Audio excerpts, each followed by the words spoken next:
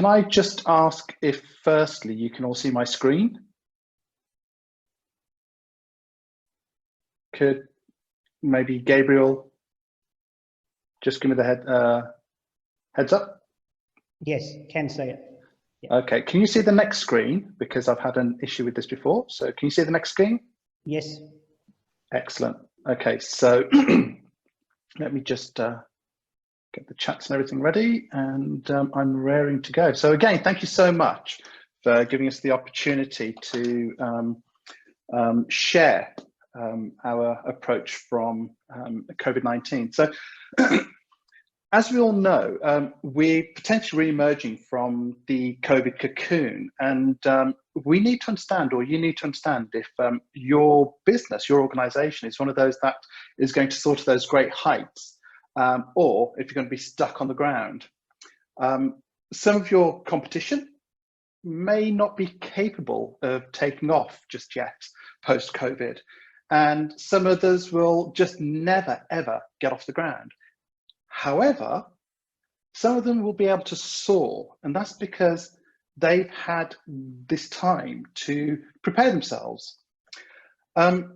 In some parts of the world, they're going to be emerging from some of the deepest recessions that they've encountered for so many years.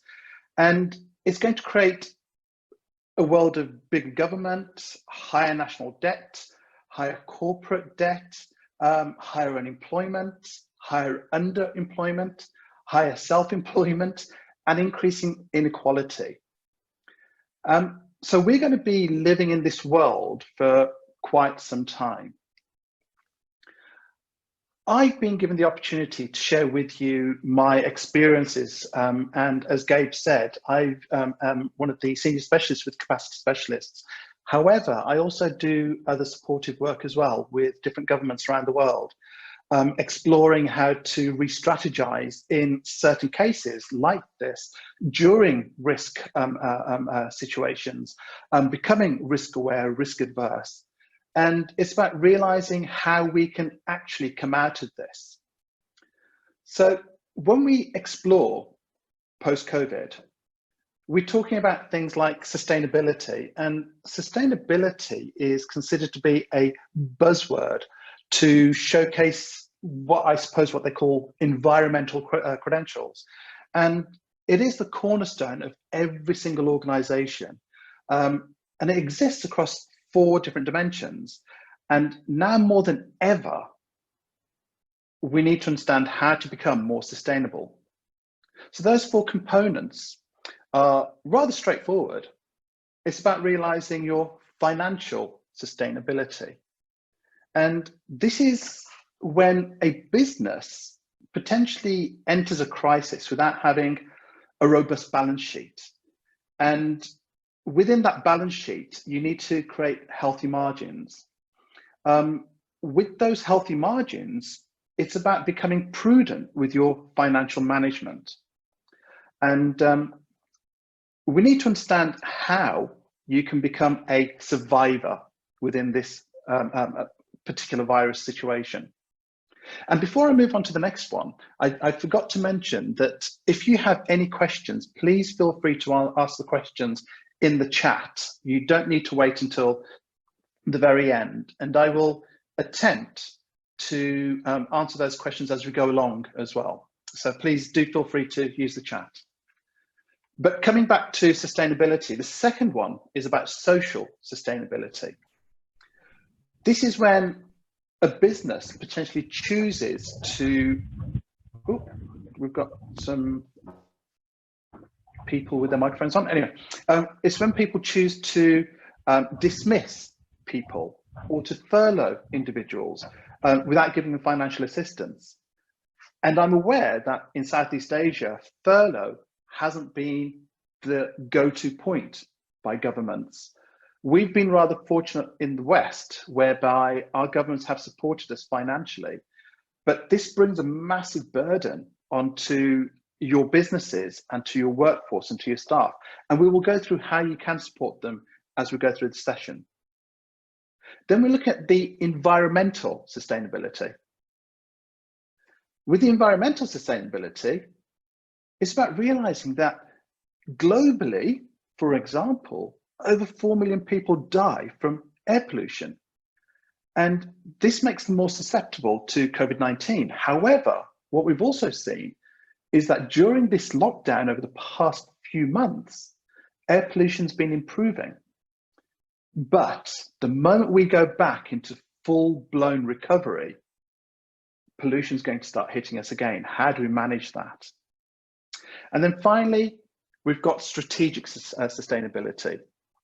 And this is when companies don't have complete clarity with why they exist, who they exist to serve, what makes them different, and what they need to do to deliver potentially impossible competence.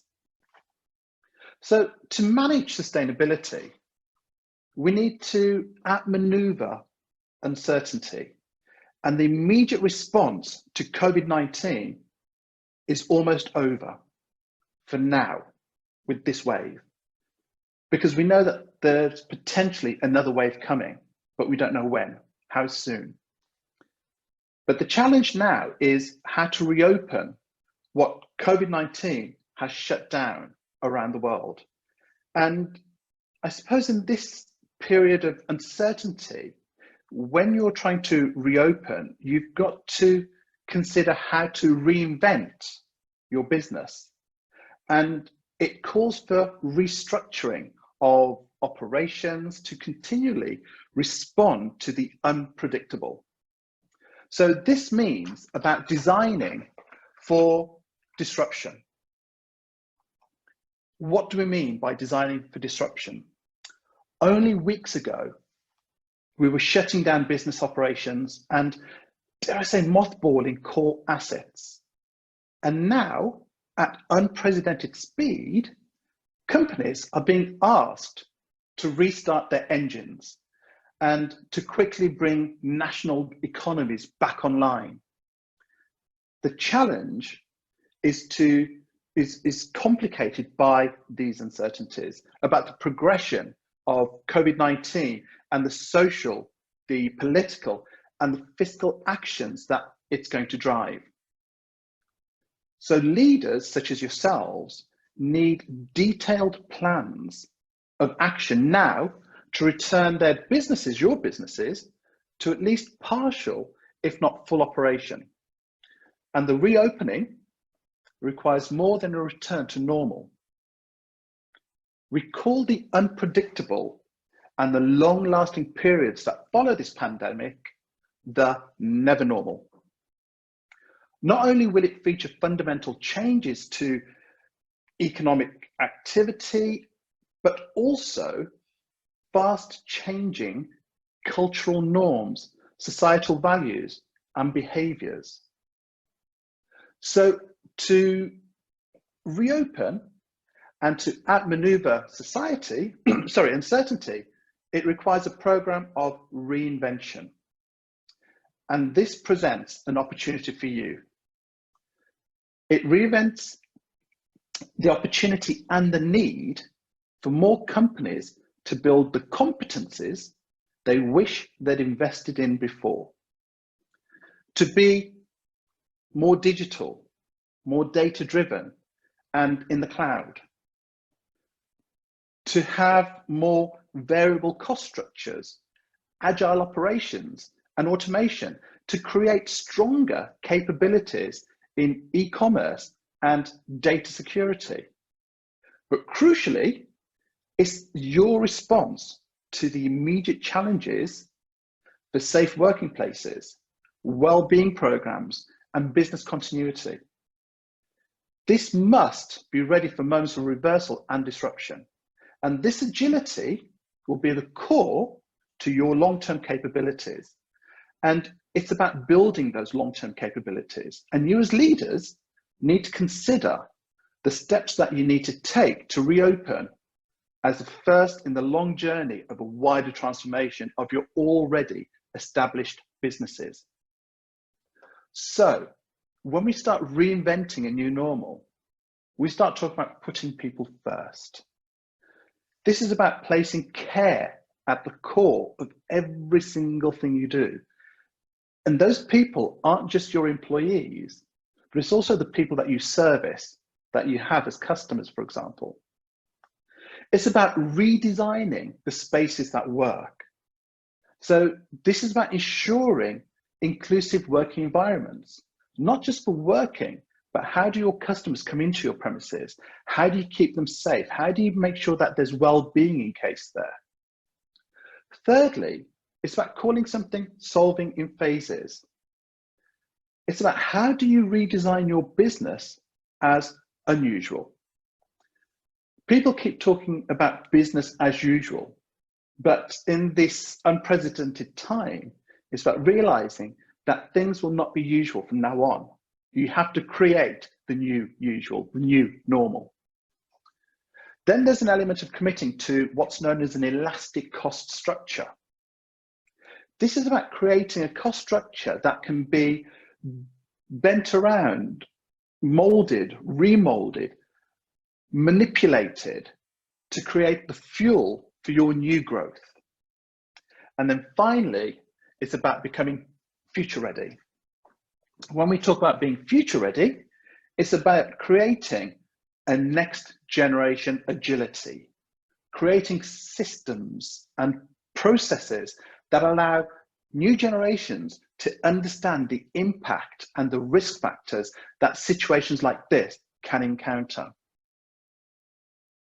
So when we talk about normal and resuming to normal, it's realizing that there's a disease in progression. There's a disease that we have at the moment. And as evidence grows, we're realizing that we're coming to the end of this initial peak. And the economies and the companies are beginning to shift focus to reopening. And lockdowns have affected the majority of the global workforces and the majority of the global economies. And most countries have begun to take a phased approach to reopening, beginning with those essential sectors. So in Europe, for example, certain manufacturing has always been allowed, and farming has always been allowed, and essential stores has always been allowed. This next phase for us was about non-essential stores, such as clothing, furniture, and DIY garden centres. Our next phase, so in the UK this weekend, we have restaurants and bars and cinemas potentially opening up. But it's about realising and deciding how best each of those phases for the reopening of the sectors, both national and business leaders need to consider, to the extent at which the jobs in those sectors can be performed. So some of these jobs may be performed at home, and it's the economic implications if it doesn't reopen in the terms of lost jobs, the output and the risk of further exposure for the workforce to COVID-19. So when we look at this graph, it gives you an example, and it is only an example, of the new cases and the global GDP.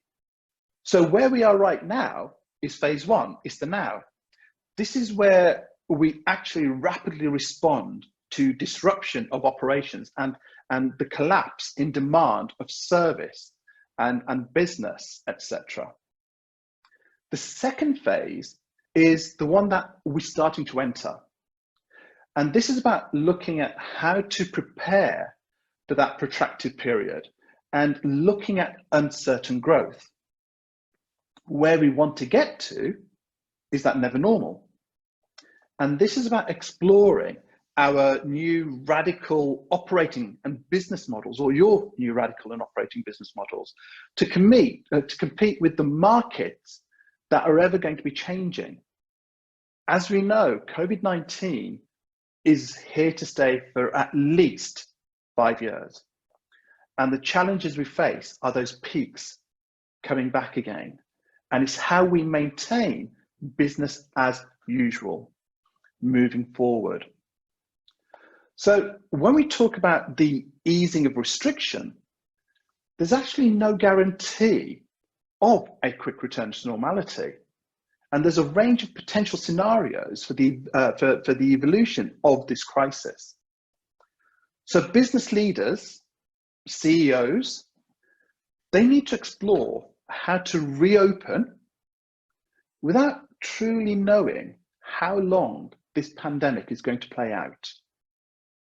There's a range of potential scenarios based on the evolution of the virus itself and the nature of the social responses as shown. So, for example, we might see a quick rebound of something called rapid response. And this is when we talk about the disease being contained and life returning to normal swiftly, and government's measures working quickly to stabilize any economy. Excuse me. However, the virus will potentially keep circulating, and the possibility of the recurrences potentially remain with what's known as cyclic outbreaks. And when we talk about cyclic outbreaks, it's when infections are controlled in past locations, but they spread to new hotspots. So when we look at China, Beijing has just become a hotspot, and China's just closed down an area with 500,000 people. In the UK, only today has a city called Leicester been put on lockdown for the next 2 weeks because their R number, the rate of response to the pandemic, has increased dramatically.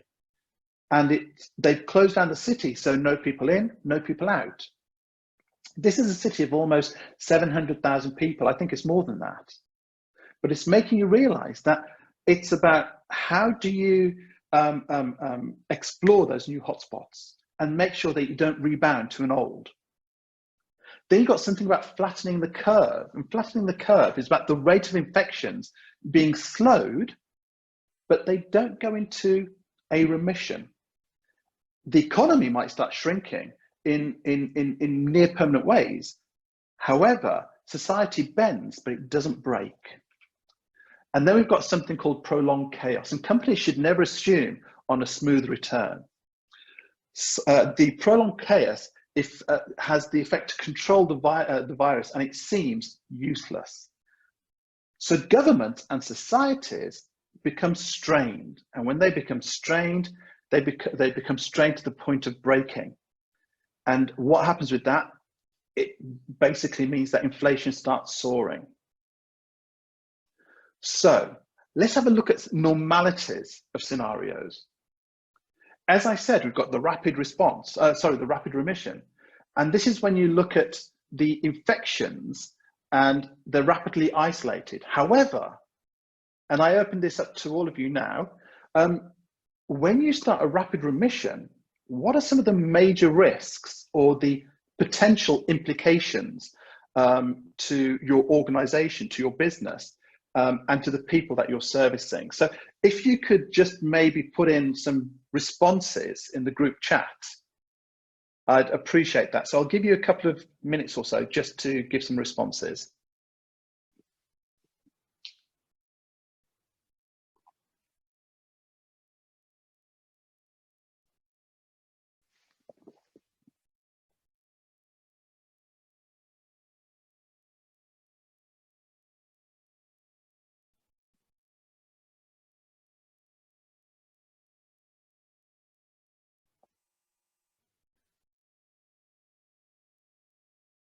Or if it makes it easier, if you want to unmute yourself and ask a question or put your points forward.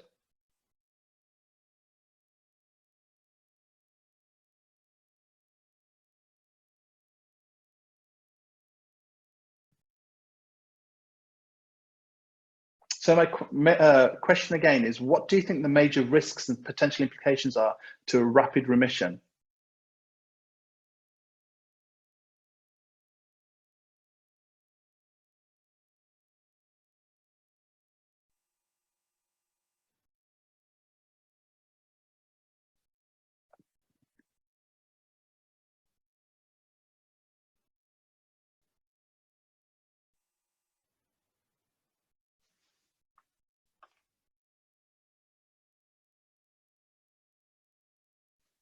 Okay, so Charmaine from ICRC has said potential closure of establishments.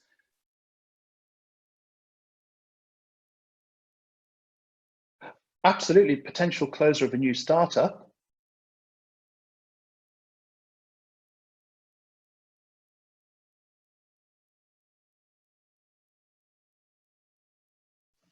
Okay. So if we were to look at the major risks, a too fast restart leads to what's known as a catastrophic success. And what we mean by that is that potentially, once you start opening up business, yes, Annalise has just said less customers. That's a two-pronged approach, because once you start too fast, it potentially leads to a catastrophic success, because people potentially want your business, they require your service, which leads to the potential implications of unfulfilled demand. And with that unfulfilled demand, because you've had to let people go, you might have a labour shortage. And to start presenting new employees and preparing these employees for your business may increase incompetence of their job roles. It also creates a social unrest in the demand of those fast openings. And to give you an example, and I can only give the UK as an example, as soon as certain stores started opening, we saw queues of over a mile to go into a store purely to buy a bookshelf or to buy a couch or to buy a chair, potentially things that weren't important. We saw mass hysteria where toilet paper went missing so fast. But that creates a social unrest. Some restaurants that did open actually saw queues and queues and queues. We had a drive-through McDonald's and KFC, Kentucky Fried Chicken, that had queues of over 3 miles for their drive-through. And that had a lot of implications, not just for the drive-through itself, but for the environment, the local environment. And it did become catastrophic. And then there's that disregard for social distancing and those restrictions. And people think that everything is open. You can go to anyone's house. You don't need to have that 1 meter, 2 meter distancing. So that creates that challenge. The second one in this normality scenario is the flattened curve. And again, with the infections being slowed, there's a point where they're not going to remission and the economy shrinks. But again, there's something about major risks and potential implications. So if you're flattening that curve and you're seeing that society is bending but not breaking, again, what are some of those major risks or potential implications to your business and to society? And I throw that up to, you can please unmute your microphones and give your points if you want to.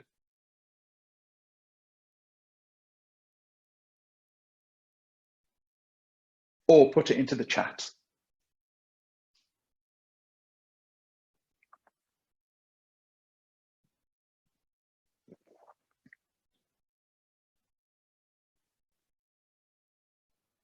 I'll give you about a minute to put your responses in.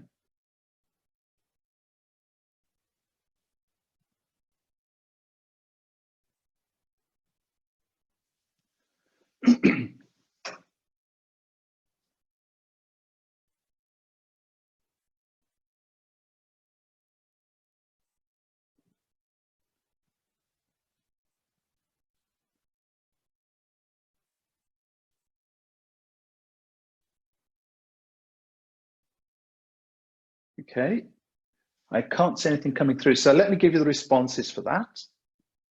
So when we're talking about the flattened curve, we're talking about competitors starting to steal market share. And what this means is that if you're not prepared, if you're not ready, then your competitors will take your potential customers. This gives opportunities for customers to switch from the service that you're providing to someone else's services, which may be inferior, however, is providing their need at that time. And this is what you need to start thinking about. What is the risk if you're not prepared for opening? So if you are a hotel chain and you don't fully prepare for your guests and the social distancing and the cleaning and the cleanliness And the process around that, if you're not doing it as well as your competitors, then yes, you're going to lose your competitors. It's about looking at the potential of not disappointing loyal customers. And again, we've had that situation here in the UK where a lot of our takeaways have been opened for takeaway foods. However, some have actually stayed closed during the lockdown. And during that time, other competitors have opened and they've lost their customer share. So when they have reopened, it's actually cost them a lot more to get their customers back. And it's very rare for those customers to come back now because their taste buds have got used to the competition. So when we then look at the next normality scenario, is this cyclic outbreaks. And when we talk about cyclic outbreaks, as I said before, the infections are controlled, but it creates what's known as uncooperative elements. And the major risks and potential implications in this situation is that you get managerial chaos and supply chain whiplash. And what this means is that you haven't prepared your supply chain for your opening, your grand opening. And this means that there's a demand volatility, which means that your suppliers haven't been prepped and ready for your customers. That has an impact on your inability to fulfill demand. It means that your staff shortages, your labor scheduling becomes impacted. And it creates employee and customer discouragement. And again, I can talk from experience here in the UK and in the West, where some certain businesses have have opened, and their supply chain hasn't been ready. And it might be really simple. However, garden centers, stores that sell garden furniture, gardening materials, they weren't all fully prepared for when they opened. And in the UK, we had bizarre summer weather, which we didn't expect early back in May. And people started doing gardening, but they didn't have the materials they needed, which caused shortages and further disappointment and chaos on Facebook, on Instagram, on Twitter, saying how bad the stores had actually treated their customers with the shortages and not being prepared for these particular outbreaks. And then finally, we've got the prolonged chaos, which is non-compliance on two fronts. So when we talk about the major risk here, ultimately we talk about failure to revenue and profit, and this leads to debt crunch and the collapse of businesses. And realizing that one of the issues that you have here is that you don't have revenue. Businesses have closed. Again, in the West, we've been fortunate whereby government has given 80% salaries for workforce to be laid off but still be paid, which is furloughing. Certain businesses have been given grants. Nearly all businesses have been given the opportunity to go for very low percentage business loans or bounce back loans. And this has supported them, but longer term, they still have to pay that money back. So this is about potentially having those opening efforts distraction from the longer term planning, and you just end up doing short term focus. And then realizing that if you're not opening, if it's having an impact, a financial impact on your employees, this takes an impact on their health, on their well-being, on their mental health. And it's about what do we do to actually get people through these vicious times. So what should companies do?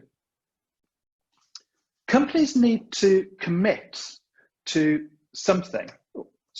Companies need to commit to something. And when you're committing to the reinvention of normality right now, you need to be exploring things like something called navigating scenarios through uncertainties.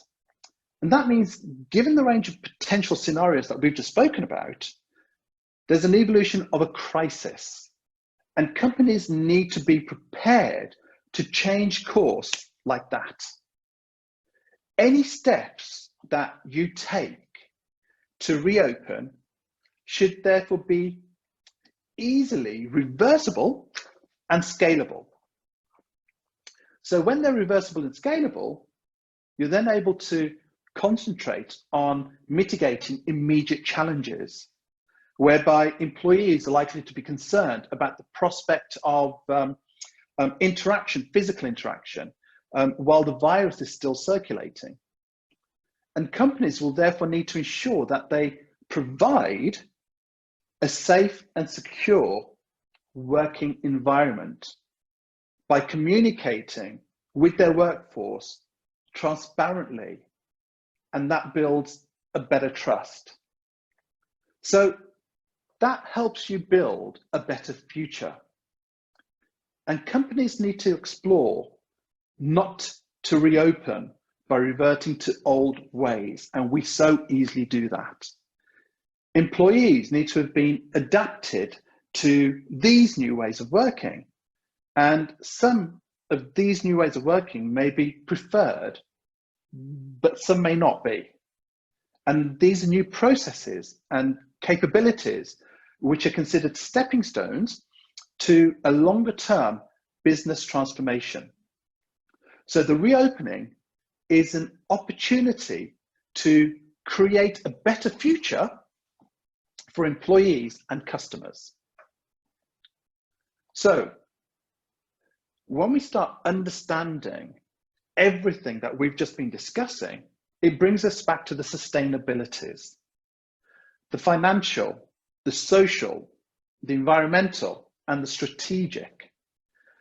And what does need to happen in order to achieve these? You need to implement 5 areas of normality. And it's a program of active reinvention that outmaneuvers uncertainty, and it starts with these 5 areas. So what are they? What should companies be doing? Well, firstly, most importantly, you need to change the way that you put your people first. You know that what's really going on in their lives, you start understanding the impact that COVID has had on their lives. And it's essential to create the next generation of business success. It's about creating better technologies if you can, putting process and your employees' needs to become more truly human, and exploring how they interact with people. And that can only start with responsible leadership. We said before, designing spaces that work. Companies need to create that safe working environment. And that's about giving your people the confidence to feel that they can return to their work premises. And it gives them the opportunity to create that new virtual or physical hybrid way of working. And it allows the support for employees' well-being. And when we talk about well-being, it's about their health and their mental health being a priority. And the future workplaces need to look at new approaches to security. We then, as said before, solve in phases. Whatever you do as a reopening needs to be considered just a start. So as a company, as someone that's responsible within your organization and business, you need to be planning for a phased return. And that has to look at the unforeseen events, the slippages, the reversals that may happen. And companies need to see that this is not a time to return to that normal, but an opportunity to rethink, re-engineer, and improve future operations. And I can't stress enough about using the terminology normal. Normality is created by the culture that you have in your organization. And when we talk about a new normal isn't about creating a new culture that is slightly different to the old normal. It's about using something called common sense and putting those people first and realizing that creating that new normal is your opportunity to flip a switch and do things correctly. This leads to the commitment of having an elastic cost structure. We know that in this lockdown times, the challenges that you've had have been about short-term liquidity, the financial impact it's had on you, on the economy, not having a turnover, not having business coming in, not being able to pay workforces. It's about needing to focus on your longer term financial health and affordability of your business. This means moving away from rapid cost reductions to building a resilient cost management mindset, and from balance sheet protection to long-term investment. Your people are your biggest investment. If you don't change your thinking about how to develop, how to support, how to put your people first, your business will always be at that challenge, which means about you having to be future ready. The long-term success is the secret. So the secret of long-term success is of reopening, building, and ensuring you've got the right capabilities in place. It's your opportunity to have a fresh approach to innovation. And that can be supported by holistic technologies, strategies that support innovation at the right scaling. And it's about giving purpose and empathy and agility, which must be at the center of all new people and customer growth opportunities.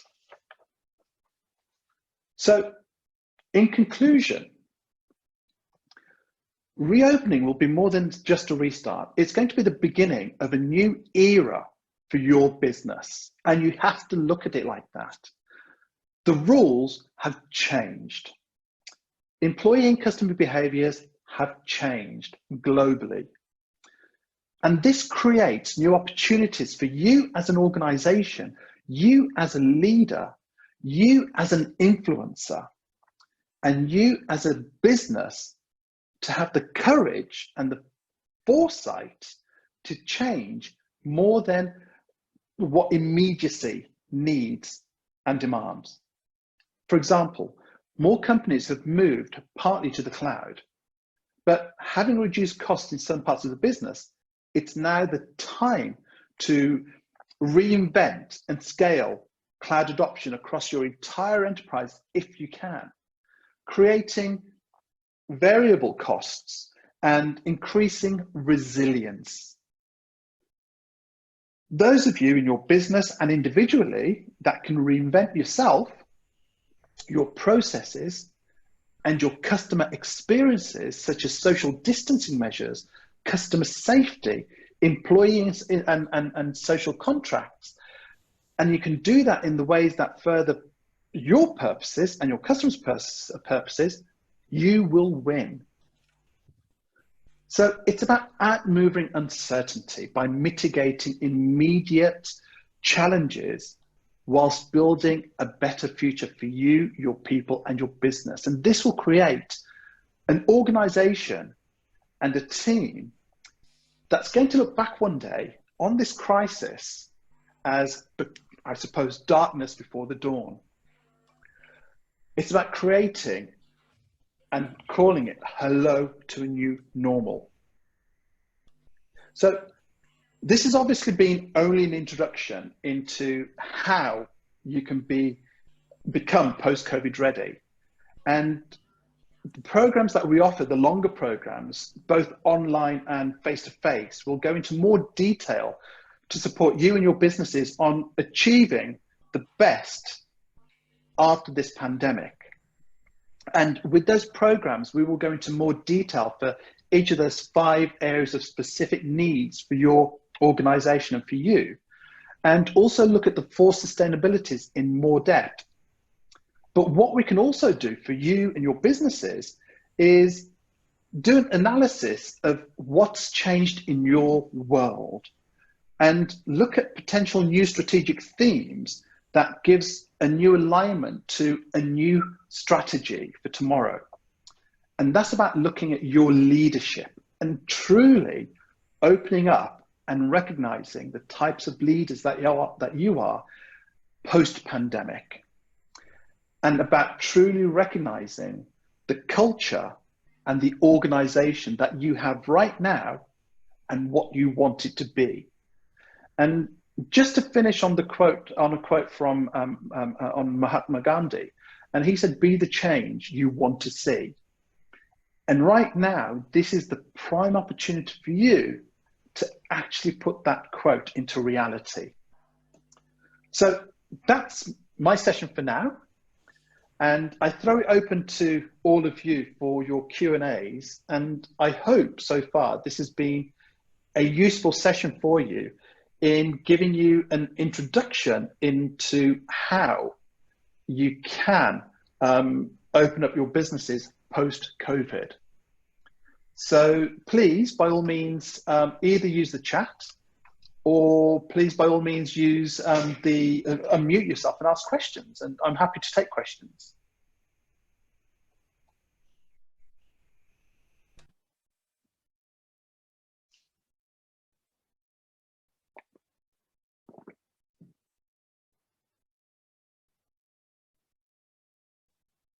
I'm really worried that no one's heard me now.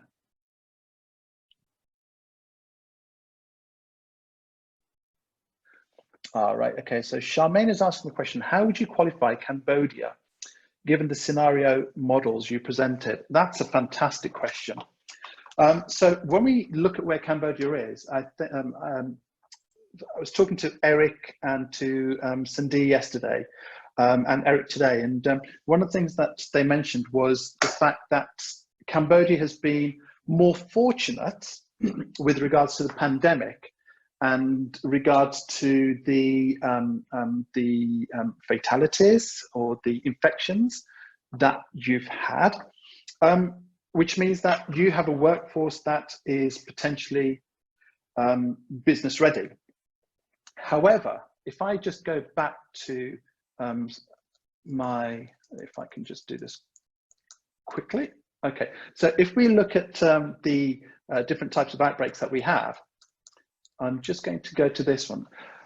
So the exploration here, I would say, is that you're very fortunate because we're talking about the remission rates and which of these would be presented for Cambodia.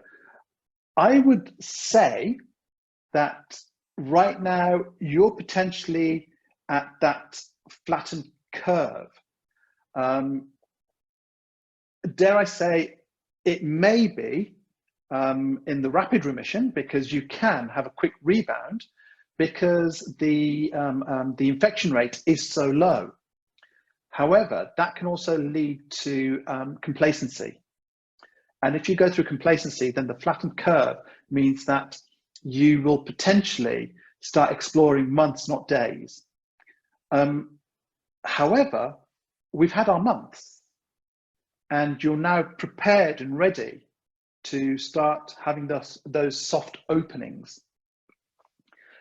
As I said, the challenge that you would face, Charmaine, is that you don't want to have situations whereby you're not social distancing and you have mass hysteria with regards to traffic and public transport and people not wearing masks.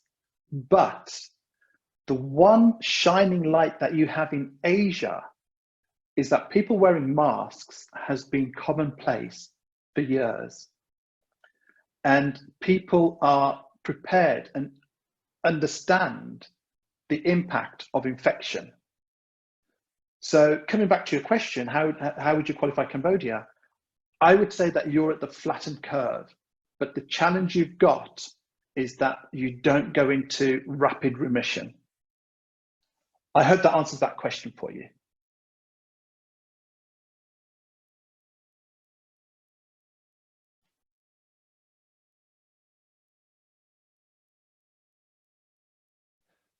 Who else has a question?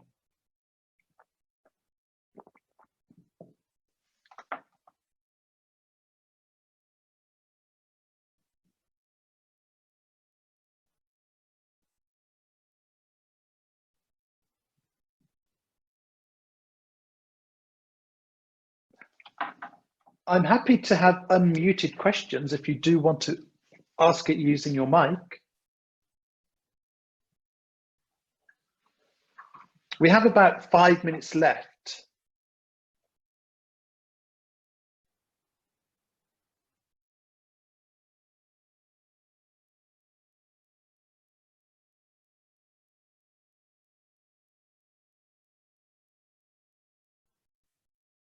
Okay, I'm not expecting any.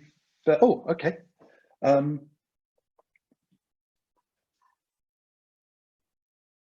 Okay, so we've got Teng. With the current COVID-19 situation, Canada, we are still in manageable stages. Employees seem to be carefully or disregard a new norm which is established by company. So what will be the technique to create the awareness, get them to see in the wider perspective? Okay, that again is a really good question. And this is about realizing how, as an organization, as leaders, you start practicing different methods of communication and development and training. Training that was offered in the past and development that's been offered in the past is really good. However, it's about being more transparent and being more open and more honest. And this is where you will create more of a buy-in from your workforce, making them aware of the impact of their actions. And this isn't about doing a tell exercise. This is about an empowerment opportunity whereby you can empower your workforce to make the right choices, the right decisions, and behave in the right way, which is about creating that new normal, a new culture, and creating a culture that is more, as I said, transparent. Dare I say, we in the UK have suffered tremendously with the excuse me, with the pandemic, and without getting political, or unfortunately I have to get political, we had a government that was too slow on responding and reacting to the pandemic, even though the signs were there. And there was almost an element of sticking your head in the sand and not thinking it's going to happen to us. And that's about transparency. It's about reality. And it's letting people know that this may happen again and having them prepped and ready in case this happens. Because there's also that impact financially and economically on your own organizations.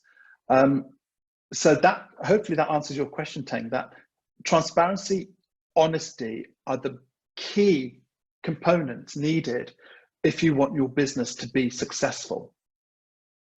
And then I'm going to come back to Charmaine, asking the question about planning for COVID-19 for 5 years and what the basis and source for this is. Through the scientific research that's been done, both here and in the US, it was identified that this potential pandemic will soften, but it should remain with us for at least 5 years at a minimum. It's not going away, which brings us back to that rapid remission, to that cyclic outbreak, that if you just don't manage that process, if you don't manage the way that you manage your businesses, the distancing, the empowerment of your workforces, then, and the education of the people, then you will get those cyclical outbreaks. As I said, to give you China, Beijing as an example, and also Leicester here in the UK, Florida in the US, I think the other one was, I forget the other state in America, but these are now going back into lockdown because of the increase, because people disregarded the rules and the instructions that were given to them. And just coming back to Teng, so we're putting all preventative measures plus ongoing communication to all employees anyway. Oh, okay, thanks for the answer. I hope that answers your questions. And if you don't have any other further questions, it's now 4 o'clock your end. I will open it up to, I think Gabe, I think is going to come back on, or Eric. Let me just get to my final screen. We do offer a host of other programs as well that could help you during this pandemic and moving forward, which is about leadership during a crisis, retaining customers during pandemics, and even communication influencing in a crisis, which will further support the development and the engagement and the buy-in of your workforces to prepare for any increases that I hope we don't have in the near future. So thank you so much. I really do appreciate the time that you've given me. And I will now open it back up to both Gabriel and to Eric for anything further to add.